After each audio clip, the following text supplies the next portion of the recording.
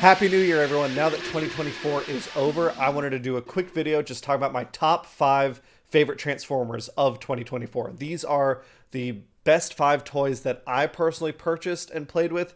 These don't include anything that obviously I didn't play with. So as cool as Missing Link was, he's not going to be on the list just because I never checked him out. Let's get to it. Starting with Studio Series Gamer Edition War for Cybertron Ratchet. This is the toy that finally made me understand the Gamer Edition gimmick. It's such a big difference when you're able to hide the extra appendage instead of just sticking it on his back. The transformation is good. It feels good to play with and pose.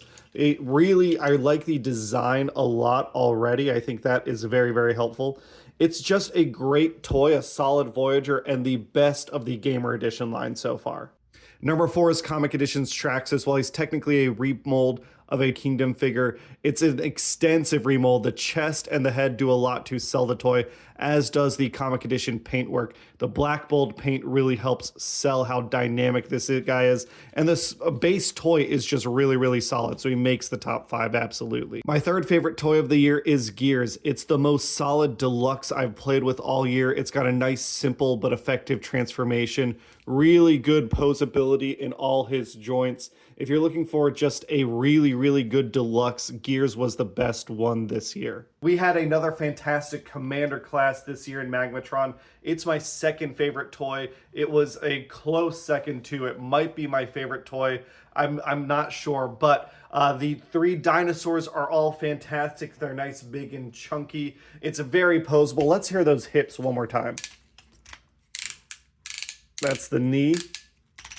Oh, and that's the hip. It's so buttery smooth, but still ratcheted. For a Commander class figure, he's so posable with all his various jointage. And for a combiner, he is so solid. He is easily the second best figure. He might take the top spot, depending on your preferences. My top figure, I actually don't have anymore, so here is some recycled footage from before.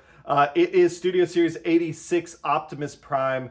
As much as I am sick and tired of G1 and G1 Optimus Prime in particular, I don't need any more. They made a toy that was so good that I'm looking at getting another one. As soon as they do a different repaint, I'll be picking it up because it feels really, really good to transform. It feels good in hand. It's just a lot of fun to play with. So my top toy, Optimus Prime, manages to take it again this year with Studio Series 86 Optimus Prime.